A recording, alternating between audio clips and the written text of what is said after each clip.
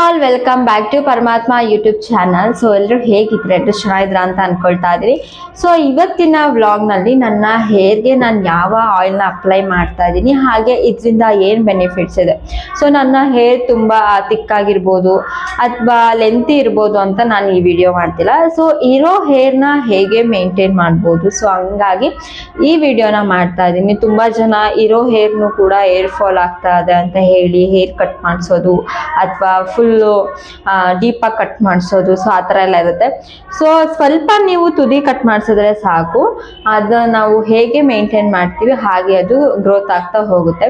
So ತುಂಬ ಜನ hair fall ಆದ ತಕ್ಷಣ ತುಂಬ ಉದುರುತ್ತಾ ಇದೆ, ಬಾಡಿ ಹೀಟ್ಗೂ ಉದುರ್ಬೋದು, ಸೊ ನಾವು ತಿನ್ನೋ ಫುಡ್ಡಿಂದನೂ ಉದುರ್ಬೋದು. ಸೊ ಇವು ಯಾವುದು ಗೊತ್ತಿಲ್ಲದೇನೆ ಅವರು ಹೇರ್ ಕಟ್ ಮಾಡಿಸಿ ಶಾರ್ಟ್ ಮಾಡಿಸ್ಕೊಂಡ್ಬಿಡ್ತಾರೆ. ಸೊ ನನ್ನ ಹೇರ್ ಕೂಡ ಶಾರ್ಟ್ ಇದೆ. ಸೊ ಬಟ್ ನನ್ನ ಹೇರ್ನ ನಾನು ಹೇಗೆ ಮೇಂಟೈನ್ ಮಾಡ್ತಾ ಇದ್ದೀನಿ, ಸೊ ಹಾಗಾಗಿ ಇವತ್ತು ನಿಮಗೆ ನಾನು ಯಾವ ಹೇರ್ ಆಯಿಲ್ನ ಅಪ್ಲೈ ಮಾಡ್ತಾ ಇದ್ದೀನಿ, ಹಾಗೆ ನಾನು ಯಾವ ಹೇರ್ ಸಿರಮ್ನ ಅಪ್ಲೈ ಮಾಡ್ತೀನಿ ಅನ್ನೋದನ್ನ ಈ ವಿಡಿಯೋದಲ್ಲಿ ನಿಮಗೆ ತಿಳಿಸ್ಕೊಡ್ತಾ ಇದ್ದೀನಿ. ಮೊದಲಿಗೆ ನಾನು ಇಲ್ಲಿ ಬಜಾಜ್ ಆಲ್ಮಂಡ್ ಆಯಿಲ್ನ ಯೂಸ್ ಮಾಡ್ತೀನಿ. ಯಾಕೆ ಅಂತಂದರೆ ಈ ಹೇರ್ ಆಯಿಲ್ ಬಂದು ಇದು ಬೆಸ್ಟ್ ನನಗೆ ಅಂತ ಅನಿಸಿದೆ. ಸೊ ಇದರಲ್ಲಿ ಯಾವುದೇ ರೀತಿಯಾದ ಸೈಡ್ ಎಫೆಕ್ಟ್ಸ್ ಇಲ್ಲ. ತುಂಬ ಜನ ಯೂಟ್ಯೂಬಲ್ಲಿ ನೋಡಿ ಈ ಆಯಿಲ್ನ ಅಪ್ಲೈ ಮಾಡಬಾರ್ದು, ಮಿಕ್ಸ್ ಮಾಡಿರ್ತಾರೆ ಏನು ಅಂತ ಹೇಳ್ತಾರೆ.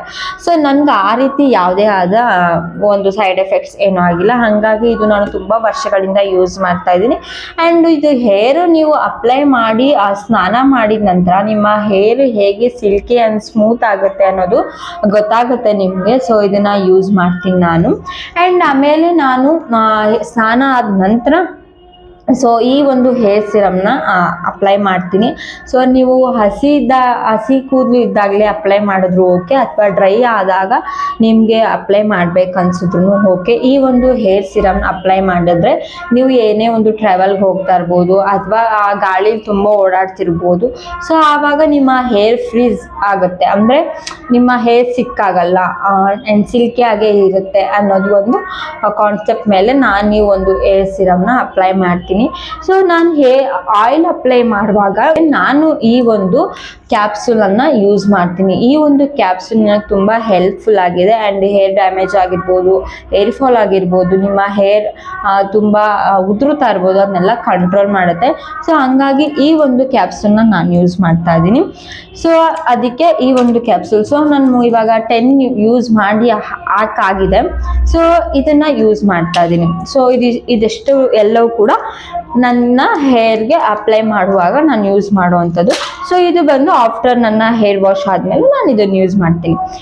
ಈಗ ನಾನು ಇವಾಗ ಈ ಥರ ಕೂಮ್ನ ತೊಗೊಂಡಿದ್ದೀನಿ. ನಿಮಗೆ ಸಣ್ಣ ಕೂಮ್ ಬೇಕಂದ್ರೂ ತೊಗೋಬೋದು, ಬಟ್ ಬಿಡಿಸ್ಲಿಕ್ಕೆಲ್ಲ ಈ ಒಂದು ಬಾಚಣಿಗೆ ತುಂಬ ಯೂಸ್ ಆಗುತ್ತೆ.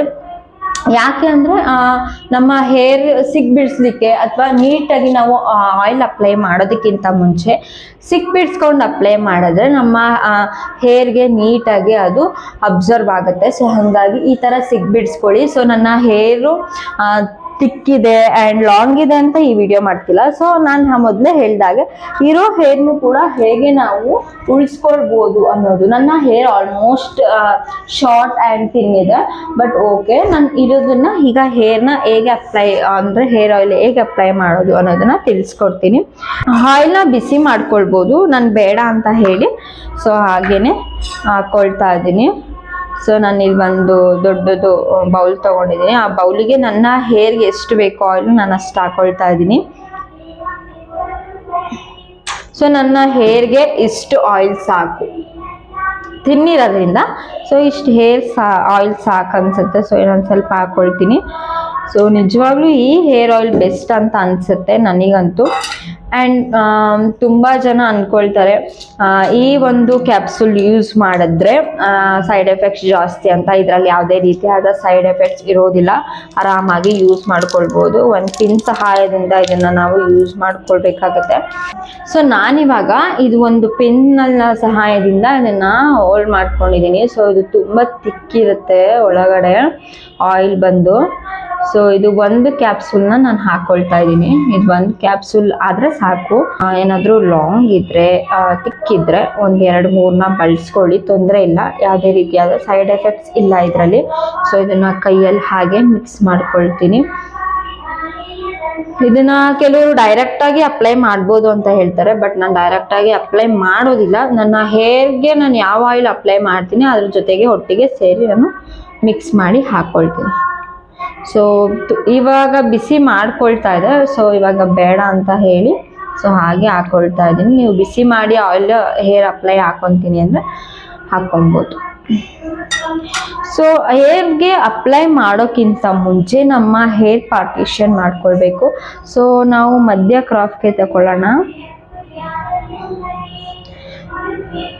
ಸೊ ನಾನಿವಾಗ ಮಧ್ಯ ಕ್ರಾಫ್ಟ್ ತಗೊಂಡು ಈಗ ನೀಟಾಗಿ ಈಗ ನೋಡಿ ಈ ಥರ ಅಪ್ಲೈ ಮಾಡಿಕೊಂಡ್ರೆ ನಿಮ್ಮ ಹೇರ್ಗೆ ಬುಡಕ್ಕೆ ನೀಟಾಗಿ ಅಬ್ಸರ್ವ್ ಆಗುತ್ತೆ. ನಾವು ಕೂದಲಿಗೆ ಹಚ್ಚೋದಲ್ಲ, ಈ ಬುಡಗಳಿಗೆ ಹಚ್ಚಿ ನಾವು ನಮ್ಮ ಹೇರ್ನ ಅಂದರೆ ಚೆನ್ನಾಗಿ ಮೇಂಟೈನ್ ಮಾಡ್ಕೊಳ್ಬೇಕು. ಓಕೆನಾ?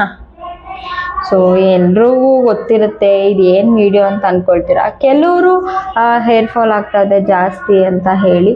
ಸೊ ನನಗೂ ಕೂಡ ಹೇರ್ ಫಾಲ್ ಆಗ್ತಾ ಇದೆ, ಬಟ್ ಅದನ್ನು ನಿಲ್ಲಿಸೋದು ಹೇಗೆ? ಅಷ್ಟು ಹೇರ್ ಫಾಲ್ ಆಗ್ತಿದ್ರು ಕೂಡ ನಾವು ಅದು ಹೇರ್ಗೆ ಏನೂ ನಾವು ಪ್ರೊಟೆಕ್ಷನ್ ಮಾಡಿಲ್ಲ ಅಂದರೆ ಇನ್ನೂ ಉದುರೋಗುತ್ತೆ. ಸೊ ಹಾಗಾಗಿ ಈ ಥರ ಹೇರ್ ಅಪ್ಲೈನ ಮಾಡ್ಕೊಳ್ಬೇಕು. ಸೊ ಹೇರ್ ಅಪ್ಲೈ ಮಾಡ್ತಾನೆ ಸೊ ನೋಡಿ ಈ ಥರ ಮಸಾಜ್ ಕೂಡ ಮಾಡ್ಕೊಳ್ಳಿ. ನಿಮಗೆ ಮಸಾಜರ್ ಬೇಕು ಅಂದರೆ ನಿಮಗೆ ಫ್ಲಿಪ್ಕಾರ್ಟ್ನಲ್ಲಿ ಅಮೆಝಾನ್ನಲ್ಲಿ ಹೇರ್ ಮಸಾಜ್ ಅನ್ನೋದು ಒಂದು ಸಿಗುತ್ತೆ. ಸೊ ಅದನ್ನು ತಗೊಳ್ಳಿ. ನನಗೆ ಇಲ್ಲಿ ಯಾವುದೇ ರೀತಿಯಾದ ಹೇರ್ ಮಸಾಜ್ ಬೇಕಾಗಿಲ್ಲ, ಕೈಯಲ್ಲೇ ಮಾಡ್ಕೊಳ್ತಾ ಇದ್ದೀನಿ. ಮತ್ತು ಇಲ್ಲಿ ಇವತ್ತು ಹುಣ್ಣಿಮೆ ಅಲ್ವಾ, ಸೊ ಹಾಗಾಗಿ ದೇವಸ್ಥಾನದಲ್ಲಿ ಸಾಂಗ್ ಹಾಕಿದ್ದಾರೆ, ಹಂಗಾಗಿ ವಾಯ್ಸ್ ಹೇಗೆ ಕೇಳಿಸ್ತಾ ಇದೋ ಗೊತ್ತಿಲ್ಲ. ಸೊ ಆದಷ್ಟು ನಿಮ್ಮ ಏನಿದೆ ಬುಡ ನಿಮ್ಮ ಹೇರ್ ಫಾಲ್ ಆಗೋದು ನಿಲ್ಲಿಸೋದಕ್ಕೆ ನಾವು ಫಸ್ಟು ರೂಟ್ಗಳಿಗೆ ಹಾಕಬೇಕು, ಆಮೇಲೆ ಹೇರ್ಗೆ ಅಪ್ಲೈ ಮಾಡಬೇಕು. ಮತ್ತು ತುಂಬ ಜನ ಏನು ಮಾಡ್ತಾರೆ ಅಂದರೆ ನಮ್ಮ ಕೂದಲು ಎಷ್ಟಿದೆ ಅಷ್ಟಕ್ಕೆ ಹೇರ್ ಅಪ್ಲೈ ಮಾಡ್ಕೊಳ್ಳಲ್ಲ.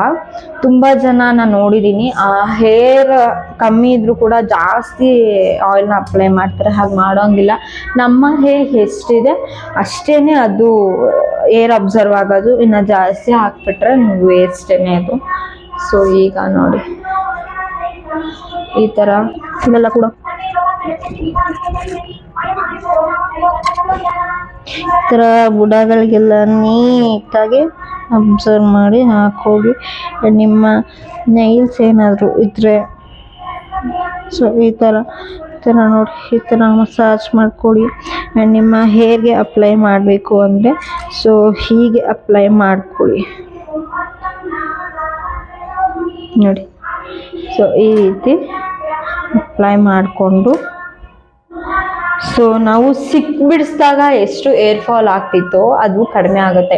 ನೀವು ಆಯಿಲ್ ಅಪ್ಲೈ ಮಾಡೋಕ್ಕಿಂತ ಮುಂಚೆ ನೀವೇನಾದ್ರೂ ಬಿಡಿಸ್ತೇನೆ ಹಾಗೆ ಅಪ್ಲೈ ಮಾಡಿದ್ರೆ ನಿಜವಾಗ್ಲೂ ಅದು ಹೇರ್ ಫಾಲ್ ಆಗೋದಂತೂ ಖಂಡಿತ.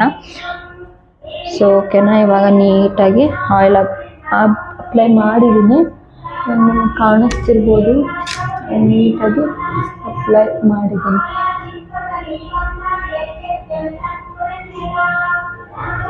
ನಾನು ಏನಕ್ಕೆ ವಿಡಿಯೋ ಮಾಡ್ಬೇಕಂತ ಅನ್ನಿಸಿದ್ರೆ ನನ್ನ ಹೇರ್ ನಾನು ಹೇಗೆ ಮೇಂಟೈನ್ ಮಾಡ್ತಾ ಇದ್ದೀನಿ ಅನ್ನೋದು ಒಂದು ಕ್ಲಿಪ್ಪಿಂಗ್ಸ್ ಇರಲಿ, ಅಥವಾ ಕೆಲವ್ರಿಗೆ ಗೊತ್ತಾಗಲಿ. ನಮಗಿಂತ ಹೇರ್ ಫಾಲ್ ಆಗಿ ತುಂಬ ಕೂದಲನ್ನ ಕಳ್ಕೊಂಡಿರೋರು ತುಂಬ ಜನ ಇದ್ದಾರೆ. ಸೊ ಹಂಗಾಗಿ ಆ ಥರ ಮೈಂಡ್ನಲ್ಲಿ ಇಟ್ಕೊಂಡು ಈ ಕಾಂಟೆಂಟ್ ಅಂದರೆ ಈ ವಿಡಿಯೋನ ಮಾಡ್ತಾ ಇದ್ದೀನಿ ಅಷ್ಟೇ. ಸೊ ಇದೆಲ್ಲ ನೀಟಾಗಿ ಅಬ್ಸರ್ವ್ ಆಗಿದೆ ಹೇರ್ಗೆ. ಸೊ ನೀವು ಒಂದು ಕೆಲಸ ಮಾಡಬಾರ್ದು, ಏರ್ ಅಪ್ಲೈ ಮಾಡಿದ್ಮೇಲೆ ಸಡನ್ಲಿ ಏರ್ನ ಕೂಮ್ ಮಾಡ್ತಾರಲ್ಲ ಅದನ್ನು ಮಾಡಬಾರ್ದು. ಸೊ ಹೇರ್ ಆಯಿಲ್ ಹಾಕಿದ್ಮೇಲೆ ಸ್ವಲ್ಪ ಹೊತ್ತು ಅಂದರೆ ಒಂದು ½ an hour 1 hour ನೀವು ಹೇರ್ನ ಅದ್ರ ಪಾಡಿಗೆ ಅದನ್ನು ಬಿಟ್ಬಿಡ್ಬೇಕು. ಓಕೆನಾ? ಹಂಗಾಗಿ ಏರ್ ಫಾಲ್ ಆಗೋದು ಕಡಿಮೆ ಆಗುತ್ತೆ. ಆ್ಯಂಡ್ ನಾನಿಲ್ಲಿ ಎಲ್ಲ ಕೂಡ ಯೂಸ್ ಮಾಡಿದ್ದೀನಿ, ಎಲ್ಲವೂ ಕೂಡ ಯೂಸ್ ಅಂದರೆ ಹೇರ್ಗೆ ಅಪ್ಲೈ ಮಾಡಿದ್ದೀನಿ. ಸೊ ಇವಾಗ ನಾನು ಇದನ್ನು ನೀಟಾಗಿ ಗಂಟು ಹಾಕ್ಬಿಡ್ತೀನಿ. ನೀವು ರಿಬ್ಬನ್ ಆದರೂ ಬಳಸ್ಕೊಳ್ಳಿ ಅಥವಾ ಕ್ಲಿಪ್ ಆದರೂ ಯೂಸ್ ಮಾಡ್ಕೊಳ್ಳಿ. ನಾನಿಲ್ಲಿ ನನಗಿದೆ ಕಂಫರ್ಟಬಲ್, ಹಂಗಾಗಿ ಅದನ್ನೇ ಯೂಸ್ ಮಾಡ್ಕೊಳ್ತಾ ಇದ್ದೀನಿ. ಅದನ್ನ ಫುಲ್ಲಿಗೆ ರೊಟೇಟ್ ಮಾಡಿ ರೋಲ್ ಮಾಡಿ ಬಿಗಿಯಾಗಿ ಕಟ್ಬಿಡ್ತೀನಿ.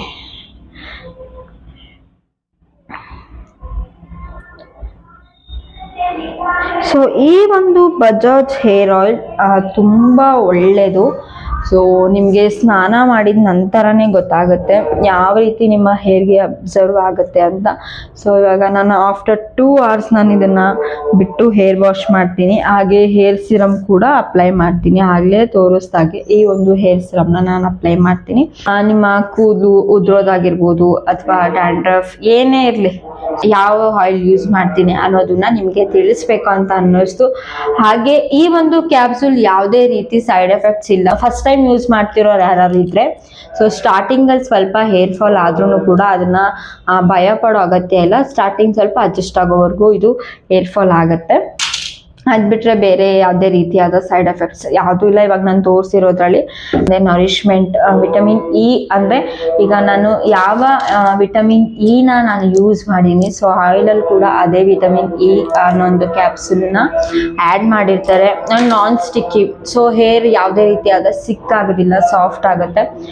ಸೊ ನೀವು ಹಾಗೆ ನೀವು ಯಾವುದೇ ಶಾಂಪು ಬಳಸ್ತಿದ್ರು ಕೂಡ ಒಂದು ಒಳ್ಳೆ ಶಾಂಪುನ ಬಳಸ್ಕೊಳ್ಳಿ. ನಾನು ಬಳಸೋ ಒಂದು ಶಾಂಪು ಲಾರಿಯಲ್ ಶಾಂಪು, ಸೊ ಅದು ಬೆಸ್ಟ್ ಇದೆ. ಮತ್ತು ನಾನು ಕಂಡೀಷ್ನರ್ ಕೂಡ ಅಪ್ಲೈ ಮಾಡ್ತೀನಿ. ನೀವು ಶಾಂಪು ಹಾಕಿದ ನಂತರ ನೀವು ಕಂಡೀಷ್ನರ್ನ ಯೂಸ್ ಮಾಡಲೇಬೇಕು. ಸೊ ಆವಾಗ ನಮ್ಮ ಹೇರ್ ಸಾಫ್ಟ್ ಆಗುತ್ತೆ. ಸೊ ಅದರಿಂದ ಹೇರ್ ಫಾಲ್ ಆಗೋದು ಕೂಡ ಕಡಿಮೆ ಆಗುತ್ತೆ. ಸೊ ಇವೆಲ್ಲವೂ ಕೂಡ ನಮ್ಮ ಹೇರ್ನಲ್ಲಿ ನಾವು ಮಾಡ್ಕೊಳ್ಬೇಕಾದಂಥ ಒಂದು ಟಿಪ್ಸ್ಗಳಷ್ಟೇನೆ. ಸೊ ಕೆಲವರು ಹೇರ್ ಫಾಲ್ ಆಗ್ತಾ ಇದೆ ಪರವಾಗಿಲ್ಲ ಅಂದ್ಕೊಳ್ಳೋರು ಇರ್ತಾರೆ. ಸೊ ನಿಮ್ಮ ಹೇರ್ನ ನೀವೇ ಅಲ್ವಾ ನೋಡ್ಕೊಳ್ಬೇಕು. ಸೊ ಹಂಗಾಗಿ ಇವೆಲ್ಲವೂ ಕೂಡ ನಾನು ನಿಮಗೆ ಹೇಳ್ತಾ ಇದ್ದೀನಿ ಅಷ್ಟೇನೆ. ನನಗೆ ಯಾವುದೇ ರೀತಿಯಾದ ಇನ್ಸ್ಟಾಗ್ರಾಮ್ ಅಕೌಂಟ್ ಇಲ್ಲ, ಹಾಗೆ ನನ್ನ ಫೇಸ್ಬುಕ್ ಅಕೌಂಟ್ ಯಾವುದೂ ಇಲ್ಲ. ನಾನು ಒನ್ಲಿ ಯೂಟ್ಯೂಬ್ ಮಾತ್ರ ಯೂಸ್ ಮಾಡ್ತಾ ಇರೋದು. ಸೊ ಹಂಗಾಗಿ ನನ್ನ ಯೂಟ್ಯೂಬ್ಸ್ ವಿಡಿಯೋಗಳನ್ನ ನೋಡಿ ನನಗೆ ಸಪೋರ್ಟ್ ಮಾಡಿ. ಆ್ಯಂಡ್ ಸಬ್ಸ್ಕ್ರೈಬ್ ಮಾಡದೆ ವಿಡಿಯೋಸ್ಗಳನ್ನ ನೋಡಬೇಡಿ, ಸಬ್ಸ್ಕ್ರೈಬ್ ಮಾಡಿಕೊಂಡು ವಿಡಿಯೋಸ್ಗಳನ್ನ ನೋಡಿ ಸಪೋರ್ಟ್ ಮಾಡಿ. ಇನ್ನಷ್ಟು ಒಂದು ಒಳ್ಳೊಳ್ಳೆ ವಿಡಿಯೋಸ್ಗಳನ್ನ ಮಾಡಲಿಕ್ಕೆ ಟ್ರೈ ಮಾಡ್ತೀನಿ. ಆ್ಯಂಡ್ ನಿಮ್ಮ ಸಪೋರ್ಟ್ ಹೀಗೆ ಇರಬೇಕಲ್ವಾ ನನಗೆ. ಸೊ ಹಾಗಾಗಿ ಲೈಕ್ ಮಾಡಿ, ಶೇರ್ ಮಾಡಿ, ಕಾಮೆಂಟ್ ಮಾಡಿ. ಹಾಗೆ ಮಿಸ್ ಮಾಡದೆ ನನ್ನ ಪರಮಾತ್ಮ ಯೂಟ್ಯೂಬ್ ಚಾನಲ್ಗೆ ಸಬ್ಸ್ಕ್ರೈಬ್ ಮಾಡ್ಕೊಳ್ಳಿ. Thanks for watching.